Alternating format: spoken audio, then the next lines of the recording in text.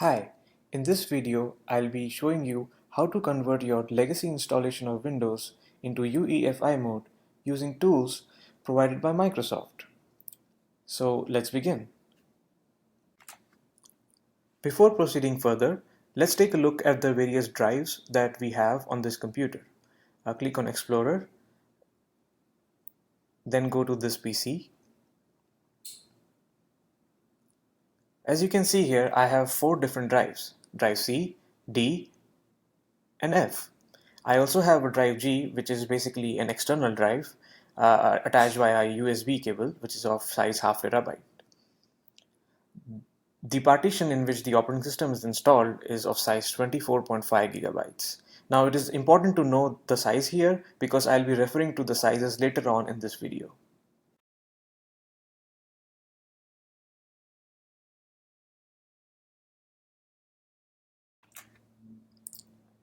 To get a better understanding of the disk layout of the various disks attached to this computer, we will now open the program Disk Management.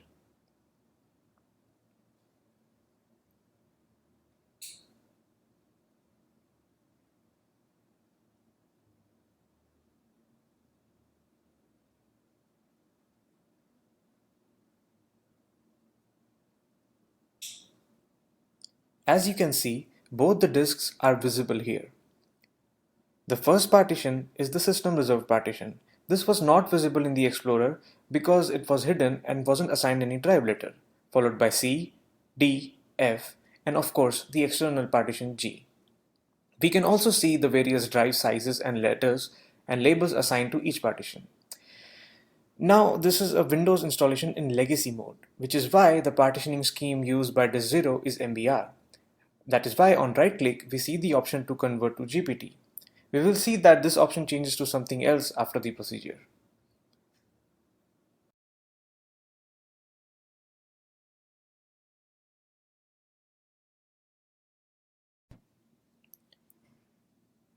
Now we will take a look at the disk layout from the perspective of another tool called Disk Part.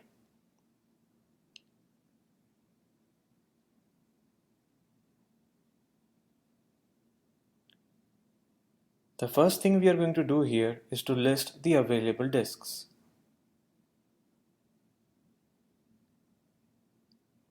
Disk 0 and Disk 1.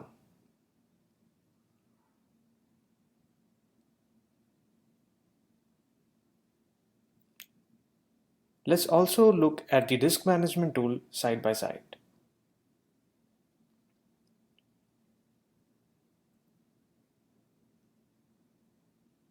Let's compare the sizes to confirm the two disks that we see in the output of disk part.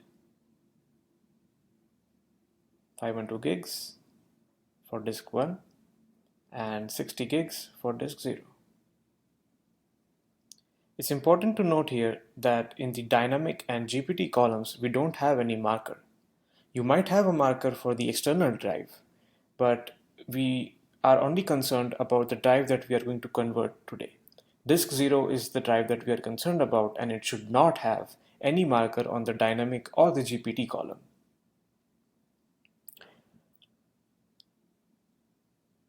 Now we will look at the partitions on the first disk.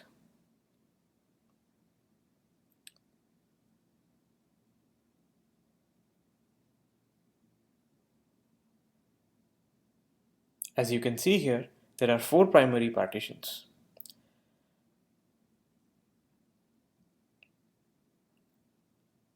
This corresponds to what we see in the disk management tool. Now the problem here is that the MBR2GPT partition tool that we are going to use here to convert this installation does not work with 4 primary partitions. It requires at most 3 primary partitions. So now we will have to decide to delete one of these partitions so that the tool that we are going to use will work. We can see that the 4th partition, the movies one, is empty. I have already backed up all the data. So I'll just delete it and reclaim the space so that we have 3 primary partitions and we can proceed with the method that I'm going to follow in this video. So let's delete the fourth partition. You can choose to delete any other partition. I'm just using the fourth one for convenience. And remember, always make sure to make up backups.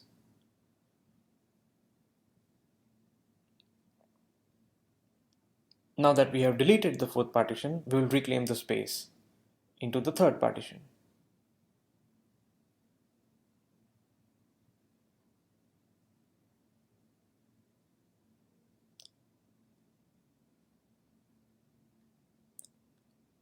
Now that I have grown the D partition in size, let's confirm that it has indeed grown in space in the Explorer and inside DiskPart. We can see here that the new size has added 20 gigs of more space.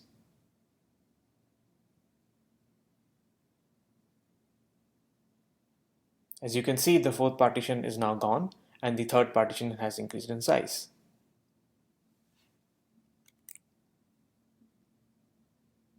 Let's close this part now.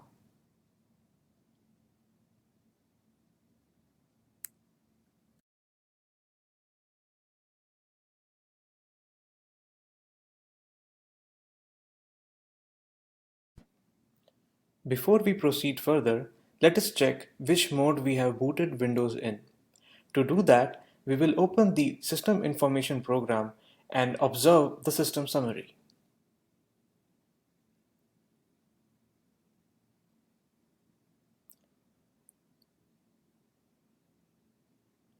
In the BIOS mode field, we will see the value is legacy.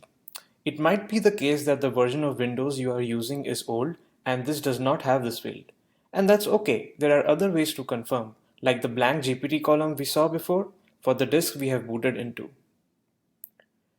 For the next step of this video, we will require a Windows installation or recovery or WinPE media. There are multiple ways to create one, but for now I'll assume you have access to one and it can be a disk or a USB drive. For this video, I have attached one such media as we can see in the Explorer.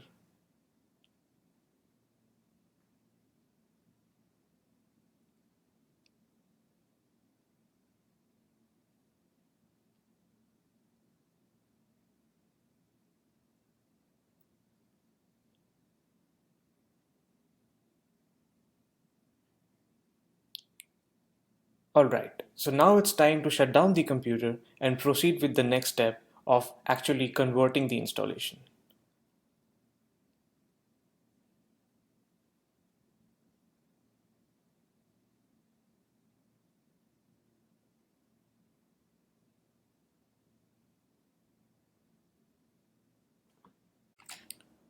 Let's boot the Windows recovery or installation media. The UEFI settings on your machine might look different as it differs from manufacturer to manufacturer. Once booted, you will either be greeted by a command prompt window or a dialog box such as this, or a group of options. We simply need to launch the command prompt. One shortcut to do that is to press Shift plus F10 on the keyboard. If that's not feasible, find another way to open the command prompt window. Here, we will click on Next, Repair, Troubleshoot, finally followed by Command Prompt. Let's check which mode we have booted the media in. First, we will update the boot information.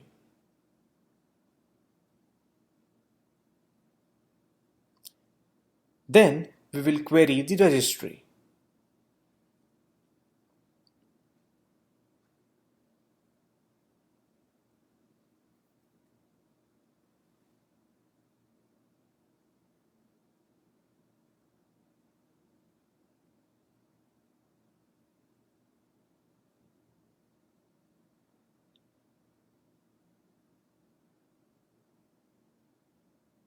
Zero x 2 corresponds to UEFI and 0x1 corresponds to legacy. In this case, we have booted up in the UEFI mode. Even if you see 0x1 here, it is okay. It is not necessary to boot in UEFI mode, but it would be my recommendation to do so because some UEFI implementations are buggy and don't recognize changes made to boot entries in legacy mode. Let's proceed with the next part of the video. Let us fire up DiskPart and look at the disks. It is important to verify the disk number. Disk 0, disk 1. Disk 0 is of size 60 gigs and disk 1 is of size 512 gigs. Also note that the dynamic and GPT columns are empty for disk 0. If the size of both of your disks is same, you might want to further look at the partitions to verify which disk you are actually interested in converting. Let us list down the partitions in the first disk. We can see that this disk contains 3 partitions and one of them is of size 24 GB, which corresponds to the size of the partition in which I had Windows installed in. Now I am confident that disk 0 is the disk that I want to meddle with. Let us close DiskPart. Now we will take a look at the MBR2GPT tool. Let's list down the various options it supports. We are interested in 3 parameters: validation, conversion, and the disk number. First, we will validate the current disk layout. Note that we will use the disk number that we concluded in the previous section of this video. The validation command is completely harmless, makes no modification, and it should succeed.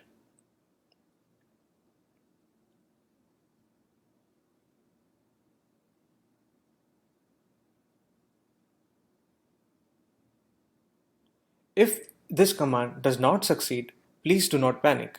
I will cover 2 more problematic scenarios at the end of this video and also show how to resolve them. Now, assuming that this command has succeeded, let us proceed with the actual conversion. This command is going to change the disk partitioning layout from MBR to GPT.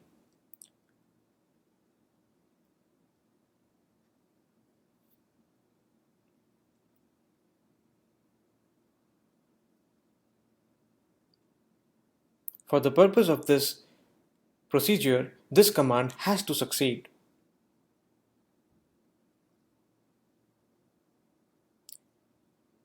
Conversion completed successfully. Now, in most cases, we should be done, and on reboot, Windows should boot in UEFI mode. However, I will share a few extra steps which are entirely optional but should be followed in case this succeeds but Windows does not boot up in UEFI mode. There should be no harm in following the optional steps. Let's proceed further.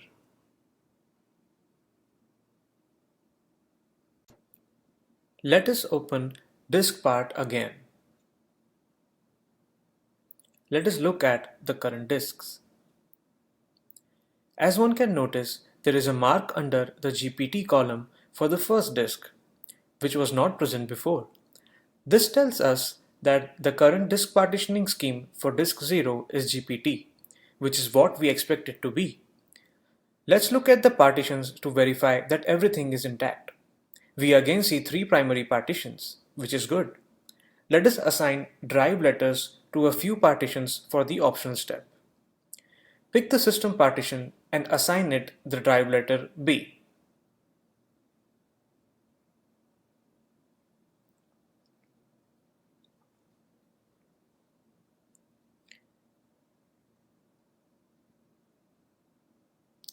Then pick the partition in which Windows is installed and assign it the drive letter W.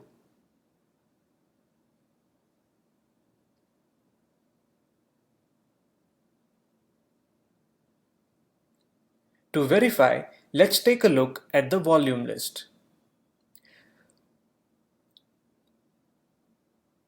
Note that the file system type of the system partition is now FAT32.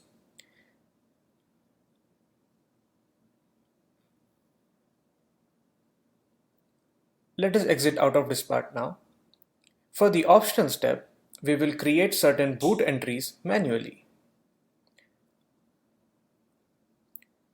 Be very mindful of the spaces in these commands. Sometimes they can trip you up.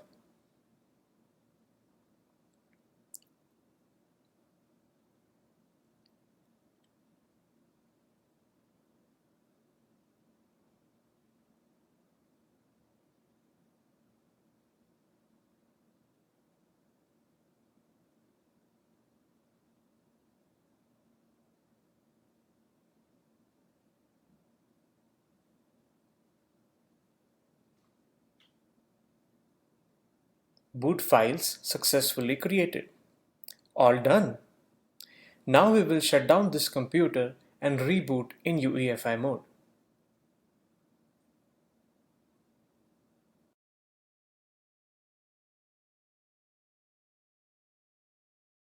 Let us reboot. Windows will detect that the boot mode has changed and will need to reconfigure certain internals, which will take some time. It may be the case that it will reboot once or twice in between.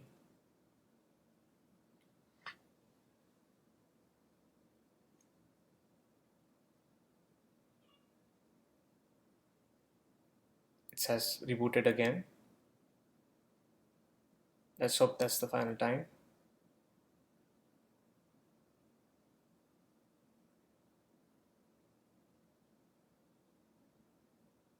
Alright, let's log in and check.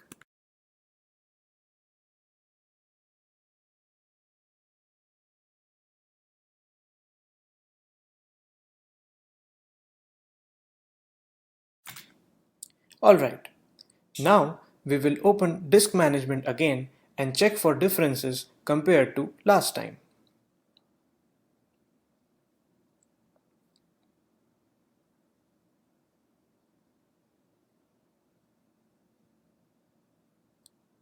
We will see that the system reserved partition is now the EFI system partition and the other two partitions are intact on disk 0. We can also see that the convert to GPT disk option has disappeared and now it provides the option to convert to MBR instead, which means the partitioning scheme has indeed changed. Disk 1 has also remained intact and no changes have been made. Let us open disk part again and verify.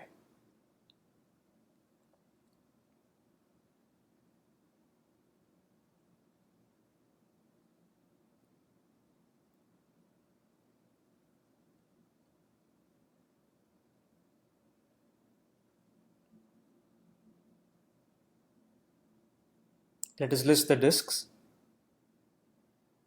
The marker under the GPT column is present for disk 0, which proves that everything is correct and as expected. Now finally, let's verify that the boot mode has changed to UEFI.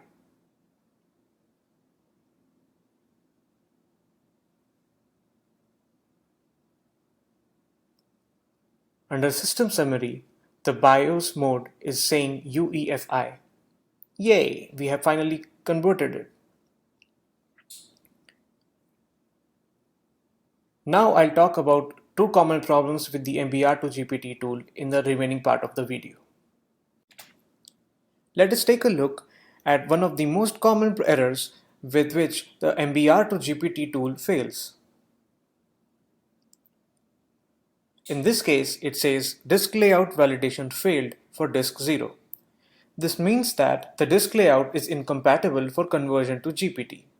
In most cases, this problem arises when you have more than 3 primary partitions on the disk you want to convert. Let us take a look. With disk part, we can list down the number of partitions that we have on disk 0.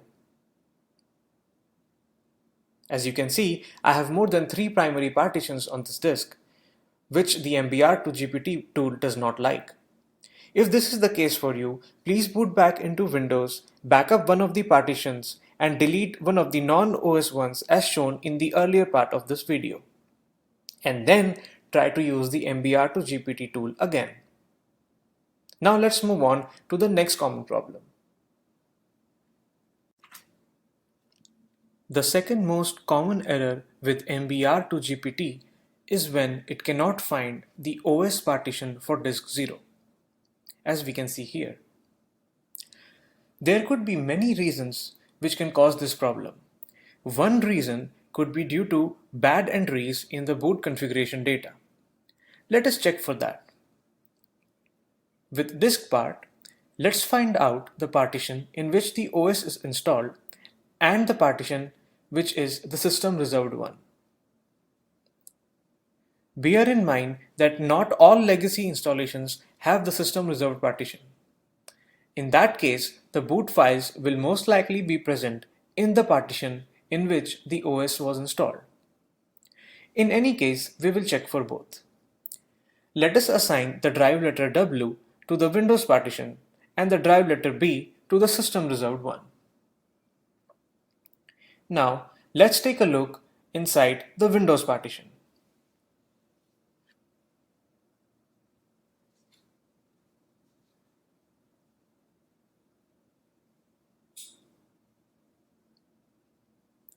In my case, there doesn't seem to be any boot folder inside the Windows partition. So let's check the system reserved one.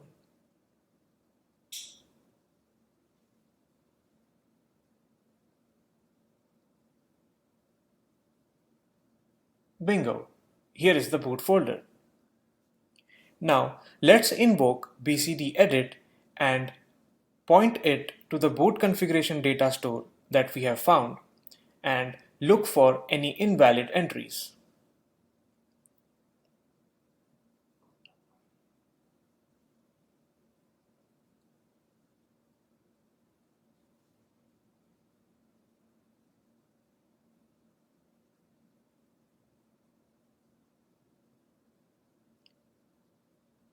There can be many hints for a bad entry.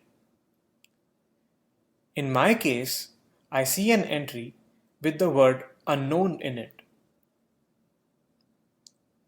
The third entry from top points to a partition which does not exist anymore. It could be the remnant of a previous installation or the doing of some bad software.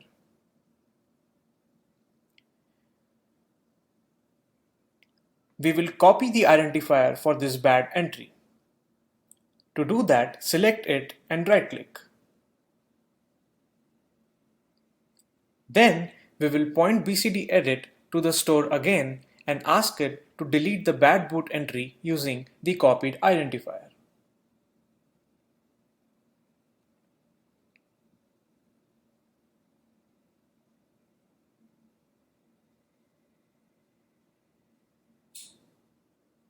We can use right-click to paste.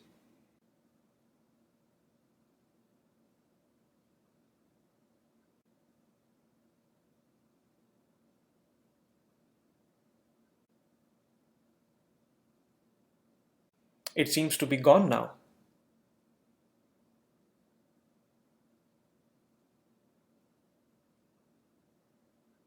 Okay, let's try the MBR2GPT tool again.